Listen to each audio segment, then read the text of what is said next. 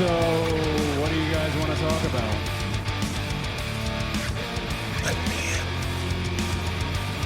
You can call this the New World Order of Wrestling, brother. Put out the caution tape. Put out the orange cones. Acknowledge me. Welcome to A Plus Wrestling here on YouTube.com at Hutch Henry's and on KPHR Hamilton.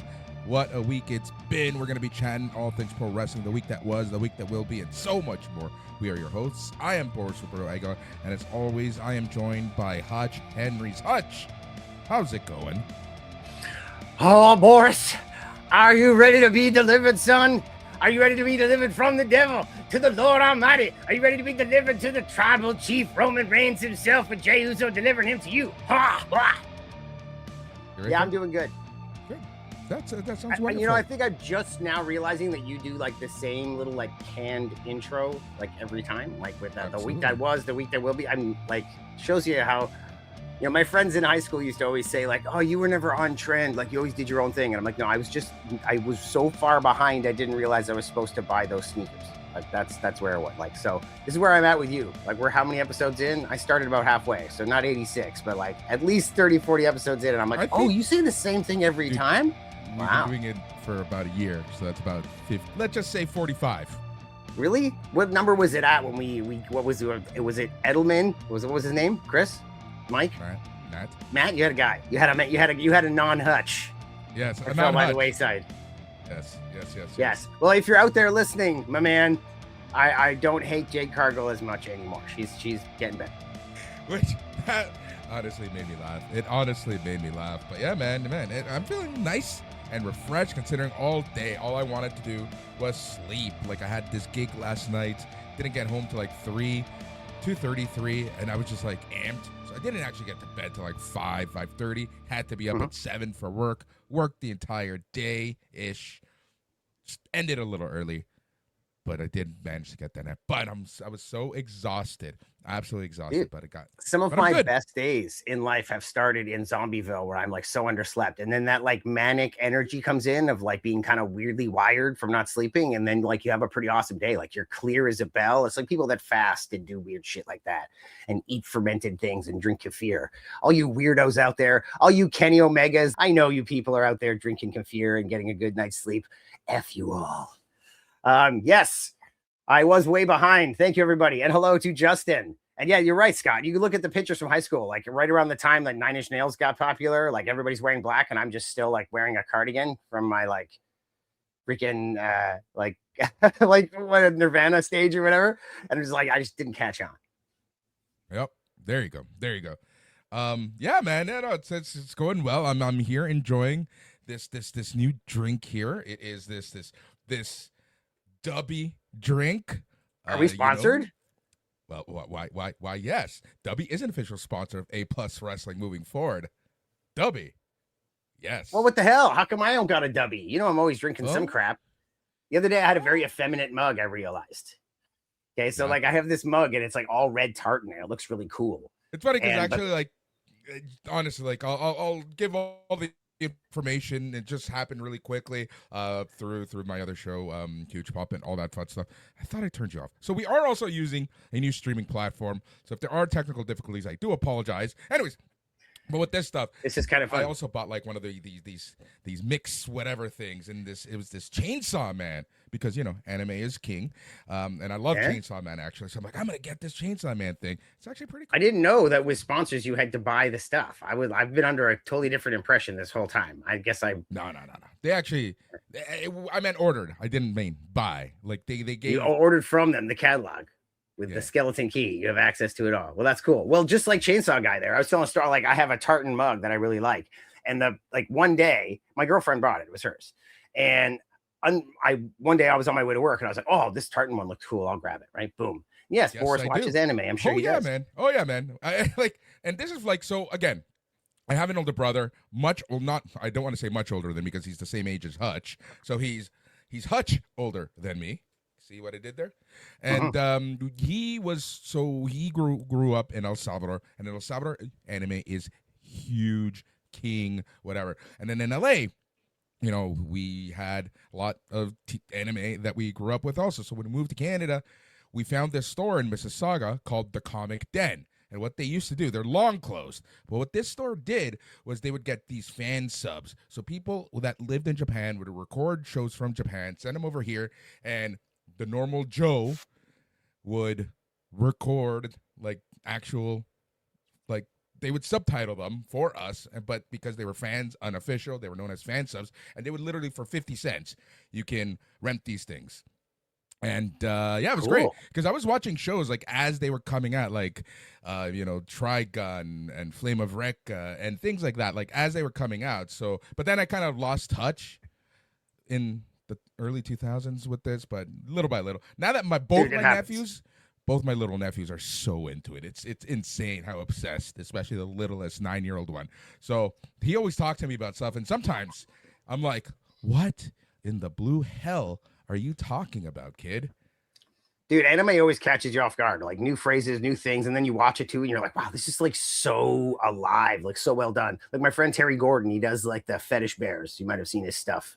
Like when he does just like regular animation, like it has such a life to it, like it crackles. Like just this still shot that he draws is like so good. Yeah. But for anybody that's interested, I hate not finishing a story. I have this tartan mug, and I like put it on so that the tartan's facing me with the thing to drink from it. And I didn't realize on the other side there's this like sexy fox and like all with like flowers all around. I had no idea. I got in the car, put it down, driving to work. Not once did I see this side of the mug. And I was walking through work with it. Guys were like, nice mug, bro. Nice. But I was like, yeah. And I was even like, yeah, it's pretty cool. Hey, like all red type layout. I just saw it today, first time in the cupboard. And bro, all like at least for the first 20 minutes of work, I was walking around with this like sexy fox with flowers all on my mug. And I work in a fairly hyper male environment, at least when I first get in the door. Exactly. Then I go through the next set of doors and everybody's very, very the opposite. Right. It's woke so 2.0 through the doors. You were a loser. Oh, yeah. That day I was a loser. Yes. I was trying to figure out and I was like, when did I stop being a loser? Was it like, oh, he means specifically that day? Yes. Okay. Specifically that day. Kind of like the winner of this number one contenders tournament that we have. Yes, basically. Throughout WWE. Yes. The chance to lose to Roman Reigns in your home country. Right? Tournament. There we go. Penta is already through. The Psycho Clown La Parka match, that's happening this Saturday on the AAA TV. Interesting stuff right there. We have Dragon Lee also going there with Hijo del Dr. Wagner Jr. And then Dragon Lee. So like he has a like distended finger. Really, he got taken out of something on AAA. I guess it's healed up or it's healing up, and they think it'll be fine by that time. You know, he didn't stop the match, right? He didn't get his ass kicked by Alberto Del Rio like Mystico. It's like, oh, my finger, and then Alberto just kicked the crap out of him. Remember that time? Oh, I remember that. Yeah, I'm sure you do. El Fiscal. I like El Fiscal. He's a really big dude. You don't realize how big he is, but I don't know. He's still kind of a rookie. I don't think they're going to push him the way that I think they should push him. His last outfit made him look real goofy. I like when he should be going a little more darker, but I think he's going to start leaning into like 80s, like zip zap, like spaceman stuff, but it's too bad. Wagner, Pina. Yeah, of course. Penta and Phoenix for the final. Like it's weirdly, WWE is like weirdly predictable in so many ways. But Wagner Jr., it's funny. Like just as the acquisition happened, like within a few weeks after the acquisition, he changed all his socials to Wagner 3. Yeah. And then immediately they called him Wagner 3 for like 1 week. And then they went back to El Hijo del Dr. Wagner Jr. And I'm like, I'm wondering why. It's almost like he did it on purpose because he's like, yes, es mi nombre, hey, es mi nombre, Wagner 3. I like it. Like, did he do it himself and then he got chastised, or did they prompt him to do it? And they're like, no, we don't like it. We're going to put it back. That's my point. I'm convinced he did it on purpose. So he does get chastised so he can go back to his preferred name. You think it was like some kind of weird 3D chess? I think you're giving too much credit to these guys, but okay, fine. Jesus. Like, I don't know. Like, I feel like it's a whiteboard thing. Like they were like Wagner 3. And then somebody was like, oh no, we're already getting this. Remember, this is early acquisition, right? So it's like, oh, we're already getting heat for anglicizing everything and putting the title on our guys and everything. So like, let him have it heritage style, like El Hijo del Dr. Wagner Jr. But it's a freaking mouthful, man. Like, what the hell? Like, really and is. Like they'll call El Fiscal, but they'll call Galeno just Galeno instead of Galeno Del Mal. So it's like El Hijo del Dr. Wagner Jr. and Galeno. And I'm just like, geez, man, like try and put that on a poster. So it's like El Hijo and Galino. Yeah. You know, I don't know. What happened with the next generation? El Hijo del Dr. Wagner Jr.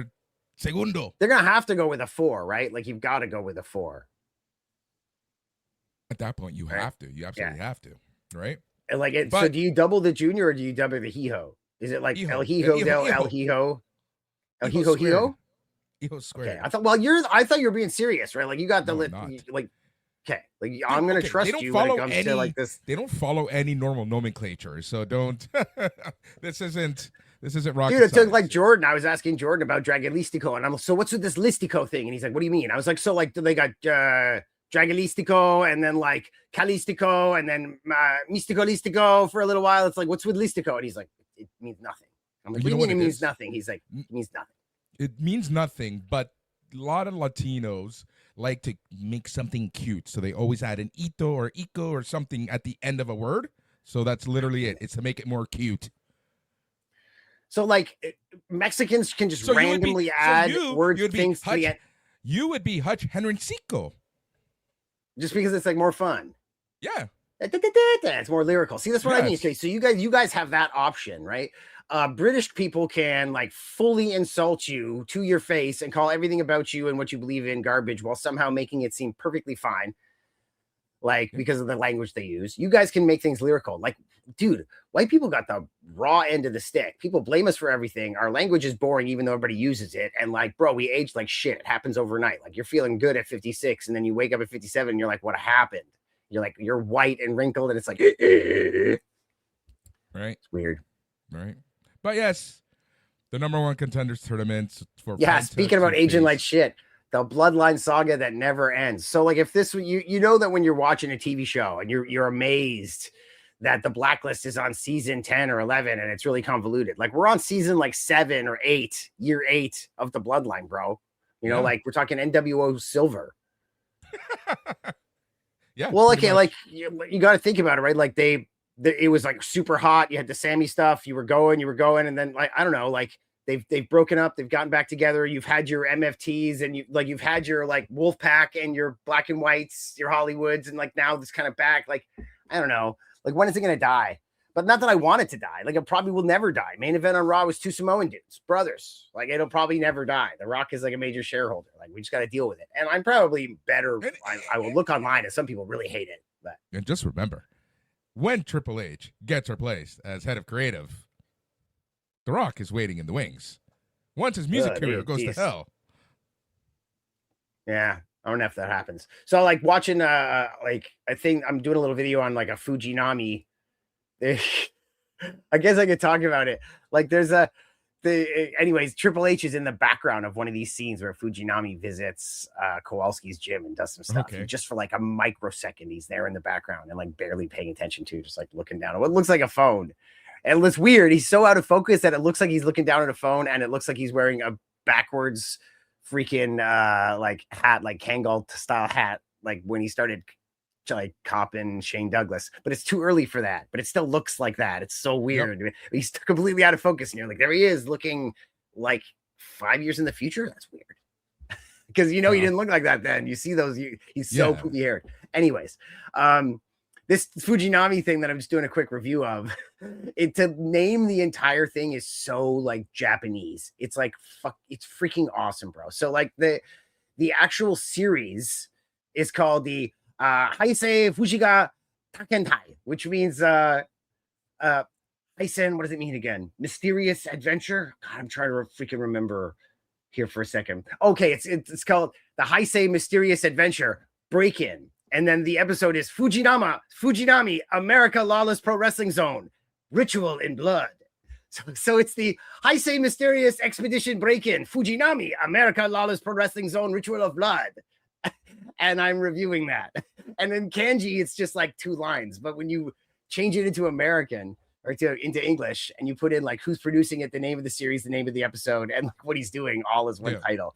It's so like Japanese English. It's insane. Right? And he's especially like from like the 90s, right? Like 90s, early 2000s now. Oh yeah, this is like before. But like back then, translations and just the way they produce their own things out there, it's so far out.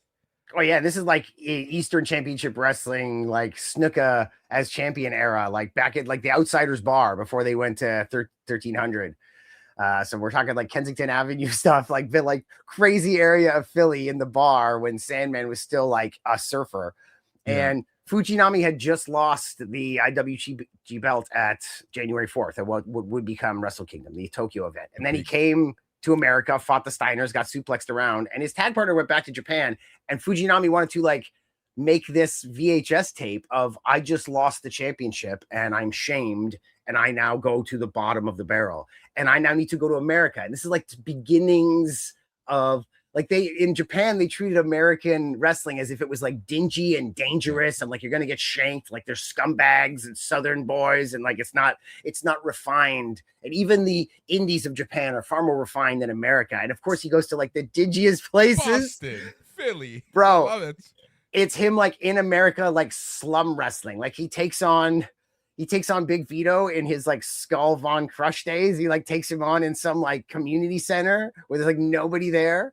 And then he goes to Kowalski's gym and like fights a student who's like, it looks like Ron Reese, but it was like, he's like super fat, but somehow still has like roid knee. Like he's like the most disgusting man. And like Fujinami like dragon sleepers him and he's all like, and he has full matches. They're all like kind of squashes, but they're all like 4-minute matches, 5-minute matches. And he goes to the ECW arena, like the bar. And like some dude like calls him out. He's like, Fujinami. And he like gets in the ring in his jeans and like rips off his shirt and like beats up a guy. And like send this shit back to Japan. Like Fujinami's starting at the bottom. He's fighting in bars in America to get ready to come back and win the IWGP championship. Like there's so much about Japan lore I love. And independently of myself, my son became obsessed with Japan. And then I started showing him my YouTube and he's like, oh, like you're really into Japan stuff. I'm like, yeah. And he's like, we've totally bonded on something new. Like my son is so into Japanese culture and he had no idea. He knows I do the lucha and he knows I love wrestling, but he had no idea that my absolute favorite wrestling is Puro. To the point that I've switched up this entire channel you're watching on to Pure Wrestling stuff in like 2 or 3 days. I got a Tiger Jeet Singh and Inoki thing coming out, and then Maeda story, and then this Fujinami in America thing. I'm like switching it up, baby. That Tiger Jeet thing you were telling me about was so freaking interesting. I can't wait to watch that. Did I send? Did you see? Wait, I did an animated a coming soon animated thing. Send that to me. You should check it out here. It's pretty cool. I had to turn off the auto dubbing because it has Japanese in it where they're just like, and they grab the guys and then like beat them up and stuff. But when they laugh too, like, it like English dubs it all. So it like sounds awful. Dude, Kayatai's in this. Like, what's the guy? Like, Choppa Yo Pee Osaka, Husan, what's his name? Like, I'm trying to remember. Yeah. Ugami-san. I can't believe I can't remember now because he does a lot of stuff in New Japan. Like, dude, he's like Fujinami's second in this thing. So he's like everywhere he goes, he's there like before Fujinami walking in and saying shit. Dude, that's awesome. That is awesome. Wrestling is so cool in so many ways. It really is. It's so different how accepted wrestling is in Japanese culture and Japanese everyday life versus how it is here. Here, you're seen as a joke if you like wrestling. Over there, it's a thing. It's weird.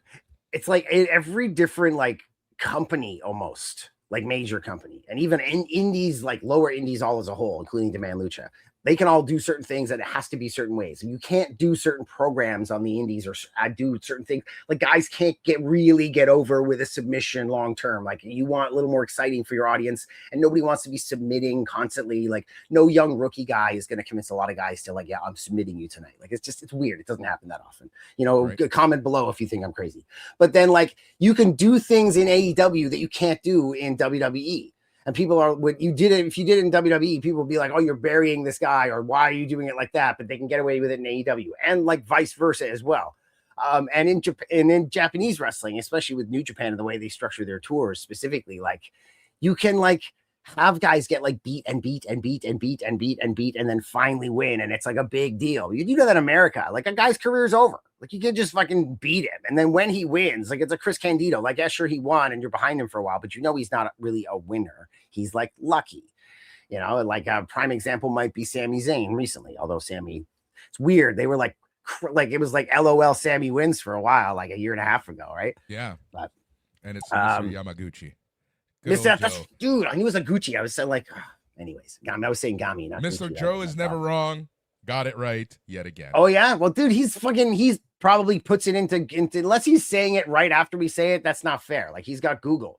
I could Google shit. I could Google shit right now. I got a computer here. I could have Googled that and been like, oh, what's his name again? What's his name again? I'm trying to remember. And out the corner of my eye, like, oh, it's Yamaguchi-san. I used to be a magician. I got sleight of hand. I'm not even here right now. Exactly. Dude, Jericho delivering the AA on the freaking ramp today. And I thought, and just when he looked down at Don Callis, he lifted his hand to point at Don Callis, but I thought he was going to go like, I guess I was all like, hey, Jericho with the AA. There was a very awkward moment in that match. We will talk about that later. You talked about you being Joe says he doesn't use Google. I don't use Google. Yeah, I call BS on that. What do you mean you don't use Google? What you use DuckDuckGo? You're trying to say you don't use the internet? You don't search engine? I don't search engine. Sorry, bro. Okay? When you Google something, it's a term now. It's not a company. You're Googling something. That's what we're saying. What, you don't like me cutting you off? You don't like me cutting you off and talking to the chat that's not on the screen? We gotta. When are we coming to Australia, Scott? Sorry. We gotta also remember we were talking to KPHR Hamilton, which can only hear us. I guess so. Okay. Well, anytime I say something out of context, I'll and if I say somebody's name after something, like if I say something out of the blue, like blah blah blah blah, Joe, or blah yeah, Scott, then I'm talking to chat. And if you'd like, as an experienced interviewer, I could be the interviewee and be like, "You don't use Google, Joe? Hey, blah blah." Like say the question and the answer. I think I did it that time, but I probably didn't. Oh no, and I did it with Scott too. When are we coming to Australia? I don't know. See, I do it automatically because I'm a professional. You're a professional. Where are your notes, bitch? That's why I don't need notes, because I'm a professional, bitch. Speaking of which, the station manager for KPHR sent me the best. Super happy with our show. But he's like, you guys are real potty mouth sometimes, huh? Well, I mean, it's do other people have such a passionate topic to talk about? No, because Canadian sucks, music. What's so while passionate also being amazing about Canadian music? Well, you could certainly talk. Hamilton. I probably have some really bad words to use in relation to Canadian music or even the music industry in general. But hey, if we want to talk about something that's SHIT, if we want to insert some swear words, I mean, Raw now compared to SmackDown and everything else. Or let's talk about Kenny Omega's. Hold on. Before we go there, there is something I want to talk about. You brought up you running a Demand Lucha, yada yada yada. Let's talk about Avery Styles. I know you made a whole video about this. I don't want to step on your toes on the video, but Hutch, what are your thoughts on this whole Avery Styles paying his dues situation? Well, I only made a video after Brett Lauderdale put out a tweet that was basically exactly what I was thinking. And I was like, bro, and then I made the quick video over. I was like, yo, Brett Lauderdale always says the right thing. Hey, like, it's weird. I actually, if I had to pick a side gun to my head, I might pick the side of Eric Cannon, but I don't actually know what happened or what exchanges happened. The bottom line is, that's the thing. Sorry to cut you off, but that's the thing. At the end of the day, we're only getting social media posts. We're not. Yeah, we don't know the full story. We don't know what was said, to whom it was said. It's very much a he said, she said, social media. Let's make everything public type of thing. Yeah, well, I mean, I'm assuming that everybody that would be watching this show knows what we're talking about. But he's only been wrestling. His first match was June 25th. So what's the date today? August 12th. So about a month and a half ago, right? Not even.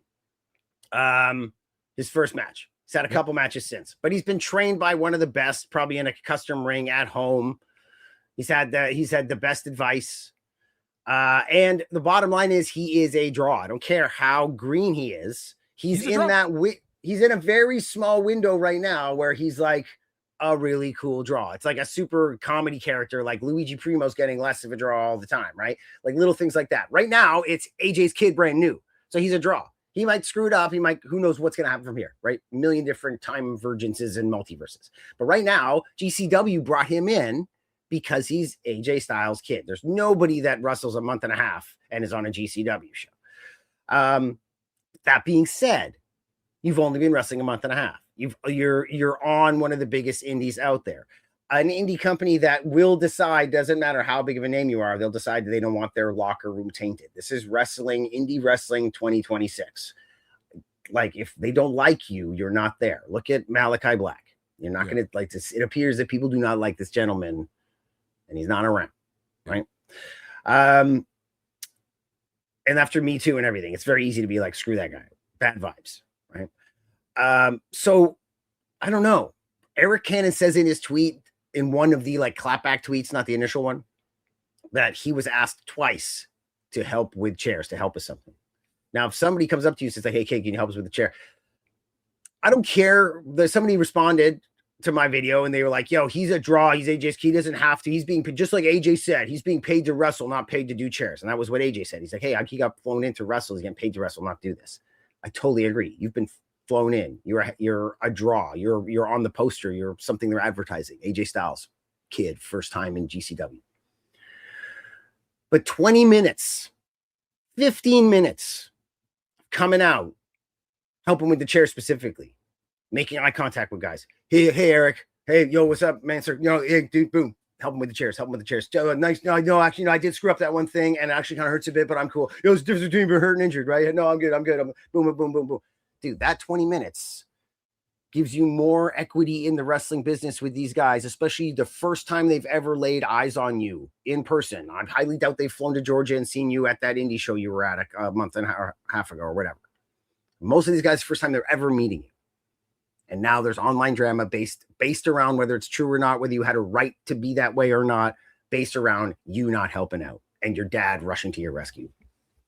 All of it. If it's true that any one person who was in a hierarchy at GCW, even the like Joe Thorington of GCW, a guy who's there working hard, that is relied on, but is not particularly a boss or doesn't really have any actual authority over you, but is obviously like an integral part of what's going on. If he's like, hey, bro, can you help with the chairs for a minute? To a guy that's only been there for a minute, you help out with the chairs. Like seriously, 10 minutes, 12 minutes, talking to guys, hustling, getting the chairs. You just wrestled a match. I'm sure you can hustle some chairs. That equity will go so far. You were the kid who helped out. Yo, did you see AJ's kid coming out and helping us for a minute? Well, yeah, he was covered in sweat. And then he got called over. Hey, like somebody wanted to interview him. And he's like, yeah, I got to go. Yeah, go ahead, kid. Everybody wants to interview AJ's kid. Some keener, hey, yeah, I work for Blue. Can you get him for my blog? And now he's over there doing an interview. They saw you put in that attempt. That is all that matters, man. Even if he came out and moved 5 or 6 chairs and then his dad was like, yo, Avery, come here. He'd be like, I was just helping with it. No, come here, kid. Yo, sorry, guys. You'd be like, don't worry, kid. Thanks for coming on. Like, bro, the fact that didn't happen and now people are talking about it, hopefully it blows over. And what Brett Lauderdale said was, hey, sorry to cut you off. He deserves grace. He's a kid. He's in a rough spot. He's being thrown to the wolves. He doesn't know. And he's young. We've all been young, like 19. Dude, it's just his cock is hard as a rock and he is loving life and everybody's telling him how great he is. And like the idea of going to help out chairs when your dad is saying you don't have to, like, that's a very mature call. Yeah. And he deserves some grace. You said a few key things there. Number one, he is 19. But I think the most important thing now is the next time he goes to an indie show, because, wrestling industry is always about the optics of stuff, the perception of stuff. The next time he goes to an indie show, that all eyes are going to be on him. So hopefully, without being asked, he knows just to help, just like you said. Even if he gets called over, even if he's told not to, the optics of him willing to help will go a lot farther, especially now that all eyes are going to be on him at that next show. Yeah, man. Lemonades out of lemon. All advertising is good advertising. All news is good news. Even bad news is good press. This now is an opportunity for him to be specifically seen instead of it being a casual thing that only Eric Cannon and the guys at GCW see. Now it's like him specifically coming out to help and spending like 40 minutes helping everybody take the ring apart, take the boards to the truck, help from beginning to end, and bam. And other people will make a big deal out of it. And you can even you have to take it with stride. You have to be like, well, as you guys know, if I was in that situation, I'd be like, yeah, I heard, well, as you know, I'm AJ Styles' kid, but I'm here to help this time. And I guess I got to help the whole time to make up for it. Everybody's like, you make friends this way. Exactly. When one or two people might not take it the right way. Did you hear that bullshit the guy was saying? But then as soon as they get to know you or see you, they'll know he was joking that day. Like you spin all this stuff to your advantage. Now helping out is a joke you can lean on. Like, hey, well, as long as you're not going to make a tweet about it, it's like, this is fucking, the world is your oyster, kid. Don't screw it up. Yep, exactly. All right, let's talk about some WWE SmackDown. Wow, SmackDown. All right, Kevin Owens, CM Punk.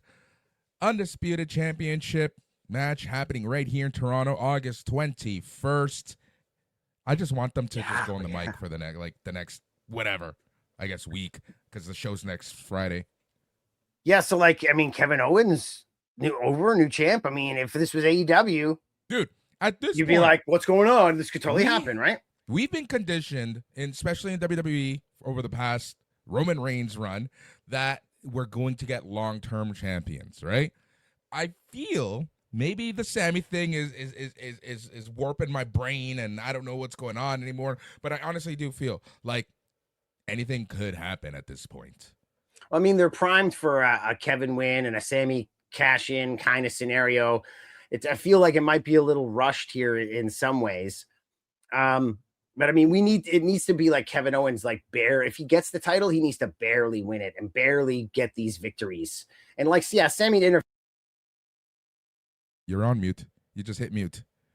Yeah, I think you muted your own, not through the software, through yourself. You have sound anywhere. So yeah, Sammy to interfere. I'm pretty sure that this is something that's going to be happening. Who he helps, who knows? Are you back? Can you say something? Say something? No. Yeah, you're back. Okay. Yeah, that was weird that happened. It notified me later. After it happened, it notified me, and then it just came back. So it was weird. Yeah. Sorry about that. New program. I do have a lot of stuff open, but I think maybe it's the program. But yeah, I don't know what you didn't have to stop talking just because I'm back. No, I just wanted to make sure that you were back. No, so so is Sammy going to interfere? But who is he going to end up helping or inadvertently helping? And I think that's the crux and the awesome part of this story, all at the same time. So we'll see what happens. The fact that they are in Canada, you just never freaking know. Well, I mean, I guess. To SmackDown's, what's the word I'm looking for? To tip my hat to them. I don't even care about it. I want to just know what happens in between. Is it next Friday right away? No, it's 2 Fridays from now, right? Next Friday. Really? Damn, I want more promo time between these guys. That's what I mean. I kind of feel like this match is being rushed a little bit, but I also understand why they want this match in Toronto. But I feel that it's rushed. Just give them all of SmackDown. Just let them talk on the mic. I don't care how long. Just let them go.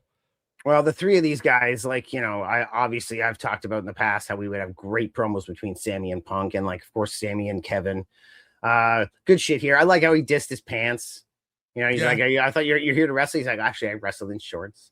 But actually, I remember thinking about this just before he went on live, and I was like, oh yeah, they started the show and I was like, how did it happen? Kevin came up. They didn't start the show. Cody started the show, calling out Randy, and then calling out Punk for whether or not he saw Randy, and then Punk coming out, and then say when, and then Cody leaving, and then Kevin coming out and handing the mic to him. It was a good way of starting it all up and hey, why are you talking about say when? I'm right here. But yeah, good stuff. And all of SmackDown was good. All the stars, baby, all the stars on SmackDown, including your new favorite wrestler, Jade Cargill. Jade Cargill is starting to grow on me. So it's old man, the women's, I was smiling big when Chelsea got her pyro going off, but then they had a match right after that, right? Was it on Friday that they had the match? It was Friday. Yeah, and she called out Tiffy. Yeah, and then she got bloody hurt, man. Broken orbital bone, you said, right? Yep. But here's the thing. All right.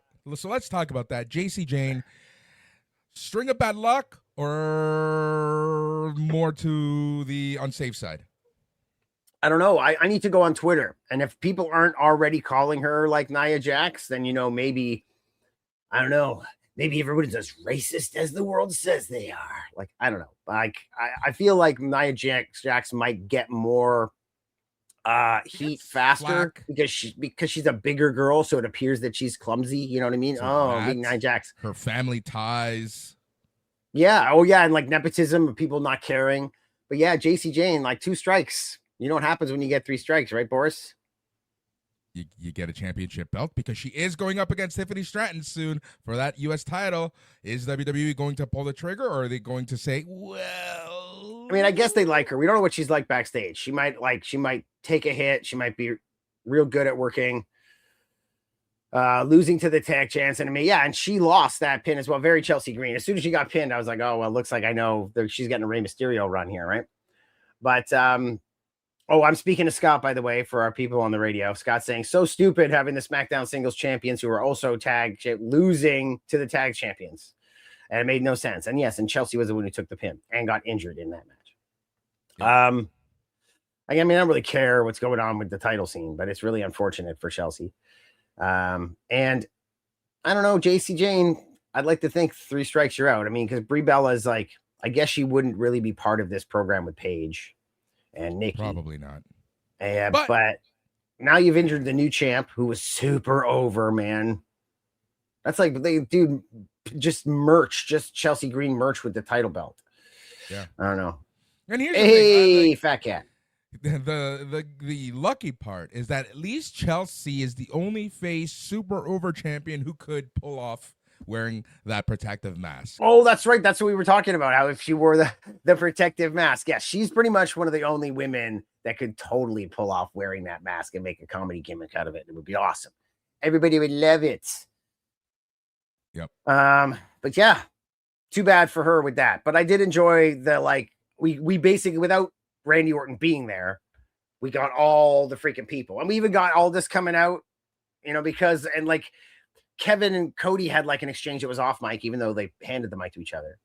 And then Kevin and Cody and Punk were having their off mic moment, even though you could hear it because the camera had a mic, but they were like talking with the crowd started booing there. And I wasn't sure if it was because Aldis was coming down the ramp. I realized that after he got up but I thought they were booing because they were talking and the crowd couldn't hear. Like they're saying this nasty shit to each other, probably if you're in the back row and you're like, oh, I can't boo-hoo. I want to hear what you're saying to each other. Come on. This shit probably burns. Right. But then I thought maybe it was Aldis they were booing at because you can break this up, obviously. Yep. All right. What does Guy with That Cat says? If Julie can have a title and never defend it, and Liv can have a title and never defend it, why not let Chelsea have a title and heel while never defending it? Yeah, man. In the interim, Chelsea. So here's the thing. In the interim, she can sit down with the title. That's part of the issue, right? It's because she is the interim champ. And it's just a weird situation. But I'm sure they're not gonna strip her. They're not going to do anything. I'm sure she'll wear the protective mask if she can, and the peasants will rejoice. Let's jump to Raw. Solo Sikoa. We're jumping all the way to Raw. You don't want to talk about Baron Corbin? No. I'm kidding. Was there even a main event? What was the main event? Oh, was that Charlotte and Cargill? The Cargill Gargle. Yeah, all right, fine. Gargle. Oh, wait.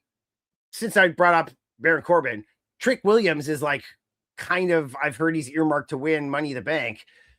Bro, who's he supposed to cash in on? Who's he supposed to win with this like SmackDown stacked scene? This better not be somebody like who in the world is going to win Money in the Bank and take the WWE Championship off of It better be somebody going after Roman, and Roman's not losing. So like whoever wins Money in the Bank this year might be like really out of luck. That was just for you. They have a year.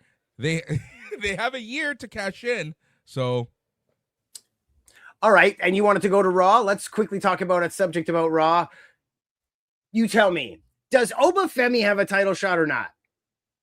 You know what? He has a title shot when he says he has a title shot because he is Obafemi. Or it's more when WWE says, when they're like, oh, by the way, or like when he's, like this is the storyline this week and it's months from now and Oba's like, I'm the one with the title shot, blah, blah, blah, like bring it up again. Because they haven't been bringing it up. It was like 3 weeks ago, at least, was the last time I heard Corey Graves or somebody mention this title shot. Yeah. And like, if he doesn't take a title shot at some point off of his King of the Ring victory, then you've like shit on all tournaments. Like who cares about this freaking Mexican tournament? Sorry, KPHR. I got it there a second ago and then we did it again here. Like how am I supposed to care about this Mexican tournament? Obviously tournaments don't mean anything, right? In WWE. Now, not to be so melodramatic about it all. Like, oh, he's not getting a title shot. What's going on? Clutch my pearls. But dude, I think they should at least have him. He needs to like say, hey, I earned a title shot. Even if it's walking up to the winner of the Royal Rumble after he got dumped unceremoniously by somebody and everybody's shocked and being like, I have a title shot, Elimination Chamber, you and me, and then like, get your title shot from whoever, not a bad idea. You can give a token Rumble win to someone that you don't want to be champion, right? Like a Shinsuke Nakamura type thing, right? Or I don't know, like there's people out there that could use a Rumble win, but that you don't particularly want in the main event of WrestleMania. They're not a draw. They might not be an opening match WrestleMania guy either. Like, I don't know. You ever see where I'm coming from? Yeah, absolutely. That could be cool. I literally thought of that as I was speaking. So it's not like I'm like, here's my plan. Yeah. I'm just saying they got to use this title shot. Anyways, Raw. Yes. Solo Sikoa, man, everything he did during that Jey Uso promo was just gold. So I forget the exact words that Jey Uso said. I believe it was something about like sending the warning shot, and then Solo Sikoa just acted just brilliantly. Yeah, like he's like, and this is your warning shot, bang, and then like this is Solo's best part. He's all like, whoa.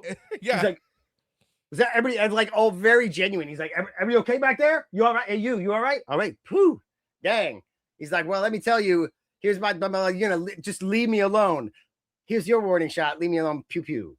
Yeah, funny dude. He's funny. And like, it's almost like the on purpose version of Chelsea. Like we know the Chelsea's over. We want to put the belt on her. We know she can get over with the mask if they got to put it on her. And it's unfortunate that it's been taken away. We're all like, oh, well, now they're taking away Solo from us. We love him so much. We're like, oh, it's not going to be permanent. It's going to be like Daniel Bryan and the Wyatt family. Like, just so he can be in the War Games match and they can fill the shit out and then he'll break away from them. Like he'll cost them the War Games match and Solo's breaking away.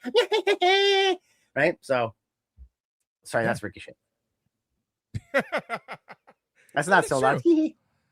But it's true. No. Yeah, like that makes sense, right? They got to pad out the War Games. Now's the time, right? Bloodline Silver, NWO Silver. And he cost them the match against the ragtag nobodies of Royce Keys with his like bruised larynx. I can't talk. And LA Knight, don't worry, I'll handle the talking for you. LA Knight, let me talk to you. Like it's fine.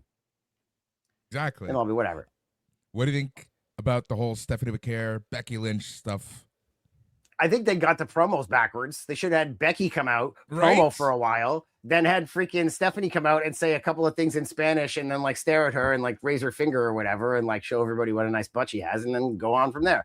Like she's not the best promo. I don't think even in Spanish, she doesn't seem to speak with a lot of like, like you could tell like, dude, have you ever seen Django, the original Italian? It's just like, I have no idea what they're saying, but I believe them. Like when Spanish people get angry, like, like it's such a passionate language and she doesn't have a lot of passion even when she's speaking Spanish. So I'm she might not be a good promo. Clutch my pearls once again. But yeah, they might have switched it up, but this would be great. Becky against Steph. Steph's spot on, man. Yep, absolutely. What anything else on from Raw you want to chat about? Why are we getting near the end of the show or something? All right, 50-ish. Okay. I mean, I feel like there was a lot on Raw to talk about. Let's say, Obafemi. Oh, dude, freaking Braun Breaker. Was it this week or last week where he was all like, Byron, do you think Obafemi's the future? Like, Paul, that was this week.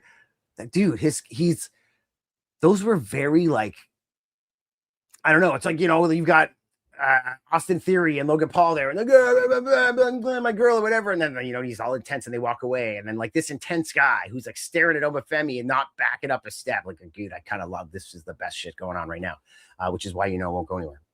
And then he's just like, brings it down a notch. And he's like, do you think he's the future? Byron, saying his first name. And then to Paul, and he's all like, what do you think? Yeah. And Paul slithering out. He's like, I think you need to give me a reason to not respect him so much or whatever. This is some good shit. I can see Paul staying with Braun Breaker, but I think they got to get him away from the vision. They got to do something with him because that's stuff like him staring at Oba like it doesn't matter at all. So he's like, you don't matter. Like, I believe. What was I saying the other week who I believed in? And I was like, I believe this. I believe. I forget who you said that about. MJF. You believe in MJF? MJF. I believe in MJF. I believe in Braun Breaker right now. Yep. This is good stuff. I believe he. Yeah. Look, that's 2 weeks of pretty good TV from both Raw and SmackDown. What's going on? Imagine they had a freaking banger where Obafemi was like getting over, picking him up, tossing him across the ring. But somehow in the end, after like the third spear, like boom, he catches him and like gets the clean win. And it's just like, true romance where James Gandolfini finally tracks down the bag of Coke, and it's like Patricia Arquette, and she's like, hi, and he like just beats the ever-living hell out of her until at the end she's stabbing him with the corkscrew, and it's just like, like that's the kind of victory. Like when he's done, he needs to be like, like I beat that huge dude. I did that. You know, it's like, and you're just like, whoa, he beat Obafemi. And it's not like Obafemi's like no longer over. He's just proven how difficult it is. Like he took a piece of his soul with him, you know, like his career is like 2 years shorter now because of this. Yeah. You know, like if that's the battle it needs to be, while still somehow keeping that like baby face and that heel energy. I don't know. Like I think there should be some good stuff here. But unfortunately, we have to have those defined heel face. Like that was a problem with the main event here with Solo and Jay, right? But I also feel that this is the issue with the women right now, with Becky Lynch and Stephanie Vicaire. Well, we know where Liv stands, but mainly Becky Lynch. Like, I just feel like it's very all over the place. Like and I know what people are gonna be saying and yelling at the radios. For those of you listening on KPH or Hamilton or watching live on YouTube.com at Hutch Henry's, it doesn't matter. Heels and faces don't matter anymore in wrestling. Well, they do. They actually do. Yeah. I feel like they could. Braun Breaker could be a huge face, but he could also be that Stone Cold. Like he could still be with Heyman and be a face, kind of like Brock was, because he's such a badass. And it's like, the bloodline vortex. Like Roman's going over. Oba's still new, but there's still like Oba Zone, the Obaverse, Oba Island, whatever. You can tell like he's so pushed that anybody he beats would not be a surprise. Braun Breaker is still. He's now that underdog. He was the future, had his groin pull, got like he's had all these things. Like he's the guy where you're like, whoa, he won. You know, like he's the guy now, especially if he can like go from that intense energy to like being like genuine with someone, you know, like a child who's just like a volatile like beast, you know, like, ring the bell, freaking Festus, and just like ding, like I'm going to kill you. You happy, Dad? Did I do a good job, Daddy? Like, dude, that's there could be some fun stuff there with these guys. And speaking of fun stuff, like, could we get the comedy duo of a lifetime, the odd couple of a lifetime, the great value version of Rock and Stone Cold with LA Knight and Solo Sikoa? Like, give me a break. This would be awesome. I want to as like a tag team, as like friends. Come on, this would be great. I think it would be awesome. I think it would be great. I think it would be hilarious. That's where we need to go. Whenever we got the spinning Solo and the BFT, like it's already happening. He's got the vest. His Solo's got the freaking chain and the turtleneck. Like they already are Rock and Stone Cold. They just need to go with it. Yep. Let's jump to NXT real quick because something important did happen in NXT. Do you know what happened in NXT? Do you know who debuted on NXT? Was it Hiromu? Nope. No, because Hiromu's going to be part of freaking... Dude, we're getting like trios and tag team actions and stuff. Like, he's going to be with Nakamura. See, I know we haven't talked about enough stuff. Was that SmackDown? That was SmackDown. Nakamura with his promo being like, oh, I'm bringing my like men to take on the Tongans. Oh, that's going to be some fun undercard stuff, man. Way better than MFTs. Poor Jeff Cobb. But I'm going to think... I did see a picture of Zilla Fatu, and I'm seeing it here from Scott. So was that on NXT? That was on NXT. Who did he debut with? Himself. He beat up both Cruz Montana and Grayson Waller. Oh, wow. That's tough. Sorry. Oh, wait. Cruz Montana, not Cruz Del Toro. Sorry. Different Cruz. Mike Santana. That's tough. Mike Santana. Yes. Cruz Montana. Cruz Montana. Jesus Christ. Watch us somehow get another Cruz, and then we're going to be back in the like Braun Strowman, Braun Breaker, Bronson Reed period, where like Vince McMahon is rolling in his non-existent grave, where he's all like, not only do they all have last names, they all got the same first name. He's like, I can't handle this. There should only be one Braun, and he should not have a last name. Pretty much. It's pretty much. Zilla. There should be no Fatu. It's just Zilla. He's in. He's in it. He's there. NXT. Yeah, I don't know. Like, I haven't heard the best things about him attitude-wise. You know, we were talking about Avery Styles earlier. We'll see what happens, man. And unfortunately, getting signed and being on NXT has probably only fed into every single one of the you know, it's like he's one of those guys who will be like, yo, it ain't talk, it ain't attitude if it's true. It ain't talk if you back it up. Like he'll be the kind of guy who's like, yo, you say I was giving you attitude. What are you're still working GCW? I'm over here in Florida, bro. See ya. And unfortunately, he's of the age and of the time period. Like he's an alpha. What is he? He's in Gen Alpha. Like the dude, they love to pull that shit. They love to throw stuff in your face, even if it's like flimsy. Yep. If they're over on you by even a hair, they'll tickle you with that hair. Like, or they just stare at you blindly like morons. There's a lot of that out there. Yep. Yeah, I don't know. Sokoa with the bloodline for a few weeks to boost numbers ahead of War Games. That's what's going on here. And then he's gonna be like Daniel Bryan. He's outie like the Wyatt family. That's what's gonna happen there. If they're smart. I mean, dude, he's like he's gold. He's gold. And yeah. The Who Wants to Lose to Roman tournament is obviously gonna be Phoenix and Penta. It's just a way of getting Penta on TV. They could have done so much more with this, you know. Here we are, though. It is what it is. All right, in the last 10 minutes, let us chat what we just watched here on AEW Dynamite.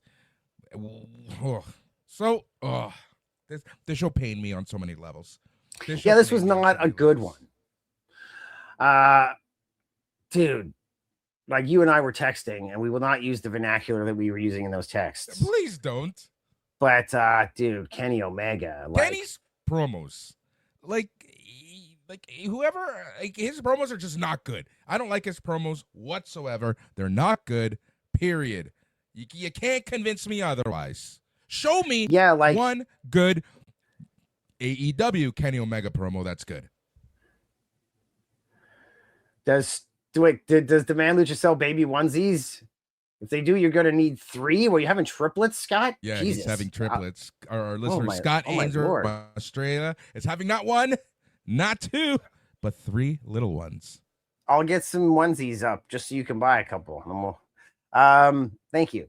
And congratulations or condolences, whatever. Congratulations for now. Literally how I reacted when he told me. I don't know what to say, man. Like, it's like there at some point it has to be a surprise. Like nobody's aiming for triplets. It's not like, you're ready, baby. I'm going to bust 3 loads in you. Like at some point, someone's like, by the way, there's 3 of them.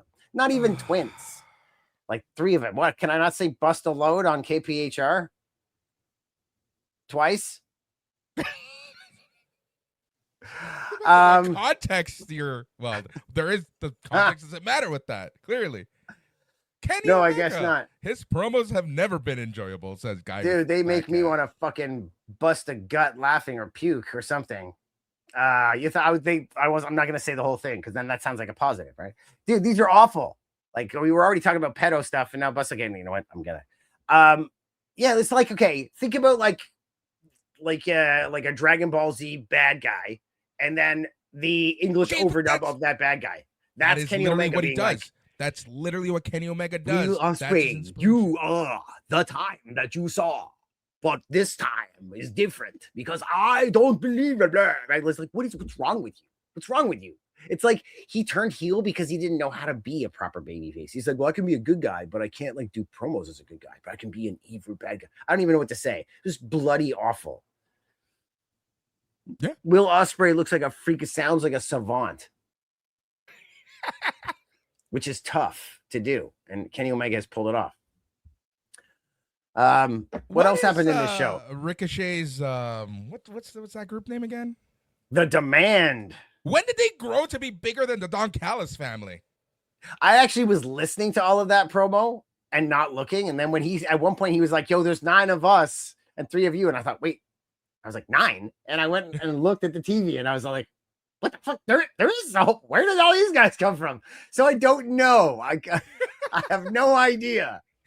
And when did Swerve leave the ring? Like I was so like I don't know. I don't know if I had a seizure or what during that promo, but like everything did not make sense or nothing. Oh, I know. Sense. And Swerve coming out, like, okay, it was cool that Swerve came out because it's kind of like Hangman can't get away from him. Why? And then Swerve's promo was like, when everyone comes back in AEW. Whether you're a heel, you're a face, or whatever, everyone's got this brooding look. Like, I'm angry now that I'm back. Oh, shit. I actually have to go to work to get my paycheck from Tony Khan.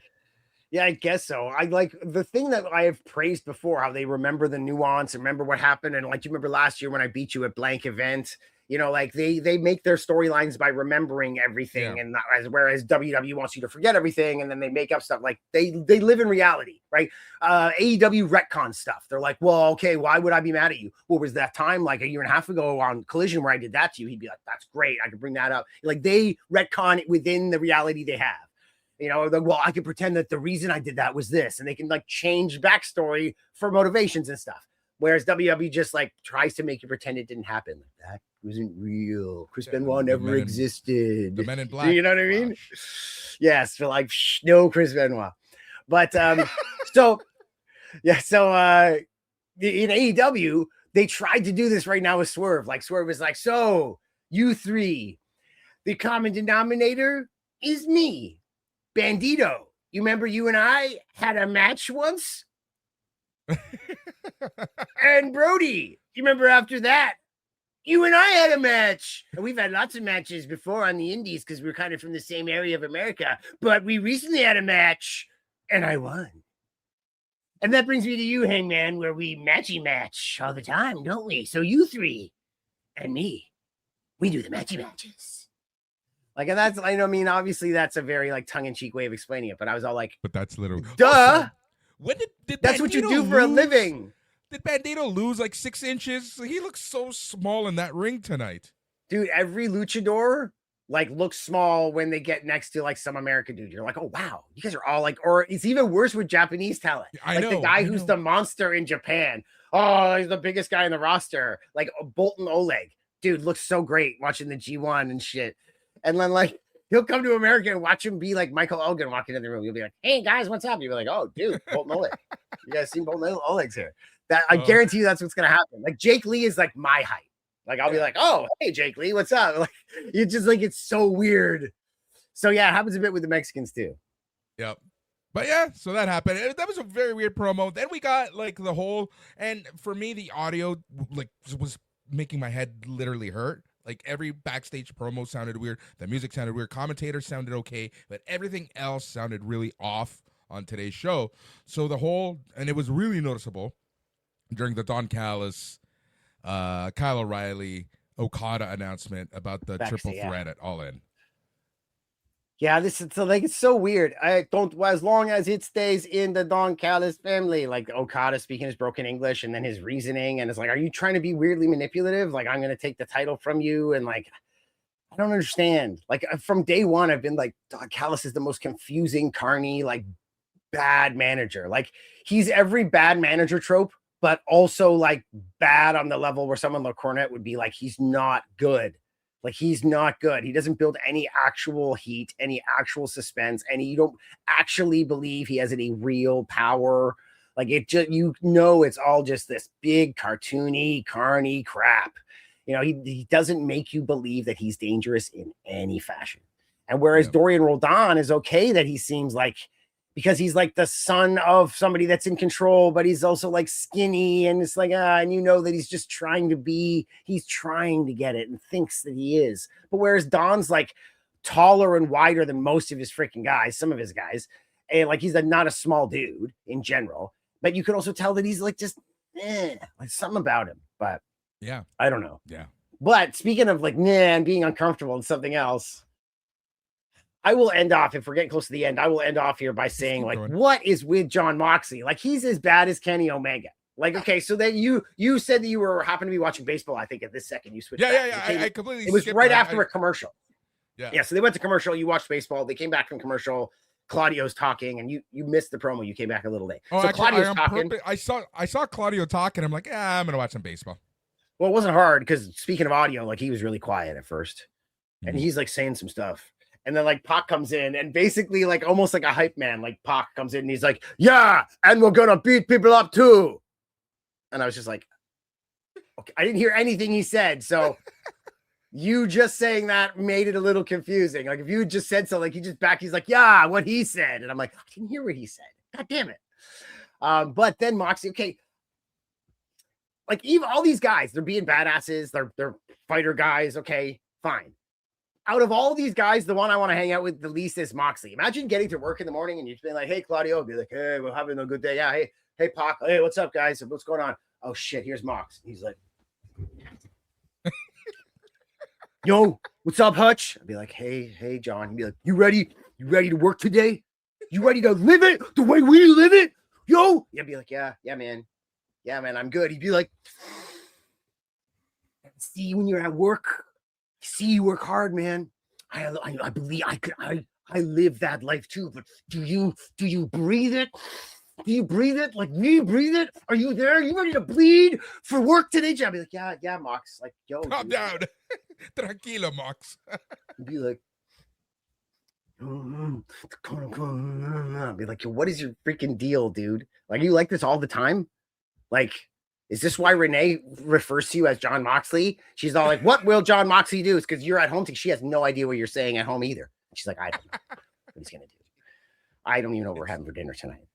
As long as like he's raw steak, boom. Yeah. I was gonna say, as long as it's just like raw meat, he likes to like slap himself in the face with it, just like starts bleeding. Uses a knife on he himself rather. He just meat. sucks pieces of raw meat until they're gray. Just sucks all the juice out of them, and then he's like, and then he goes and eats cardboard because he's like, no, there's not enough fiber. I mean, I don't know. He's just speaking of cardboard. At one point during the Jericho Kevin Knight match, I just said, "What the f is going on?" And that's when Jericho had the Boston Crab. They walked over to Don Callis. Yeah. Okay. So like Don got up, right? He's in the walls of Jericho, and Don like got up to get in the ring. And like this is like the weird, like cowardly heel thing that he does that's like too over the top. Like I thought Jericho was like walking towards him, like, "I'm gonna get you," even though he still had the freaking thing on. And I was all like, that's kind of cool. Like Don's such a chick of shit that Jericho could like start coming for him. Like, and he was outside before after delivering the AA and not doing that. And then he's like, he went after him again. So he's like, "I hate you, Don." So I could see him like, "I'm coming for you, Don," even though I got this submission move on. But then it was very obvious that Don like missed his cue, or Jericho was like, Don realized like, "I can't get all the way in the ring and hit you because that's a disqualification for sure." And Jericho was like, "Oh, I'm out of position," and then just walked over and got a screwdriver to the head. And those are the two old pros there, right? Like that's the irony in that. It makes me worry. It makes me worry. I'm like, yeah, I'm good. I'm compos mentis. And then I'm all like, it'll happen to me one day where I'm going to think everything's fine. And people are going to be like, "Bro, you're so obvious and off a step." I'd be like, "Really?" I'd be like, "Yes." The fact that you don't notice, which means you keep like expecting us to like give you things that you can't handle. I can't wait till you come to the self-awareness of the fact that you are decrepit and old and can't do anything, please. Or at least cannot do what you used to. Because then you stop trying to, and people are like, "Thank God." Exactly. Dude, I don't know what happened there. I'm a big Jericho fan right now. Like, I think I like that he's like doing his thing and he's not trying to be center of attention. You know, it's weird. Jericho also is like, you can tell, like right now, he's like, "I'm being the benevolent veteran that gives back."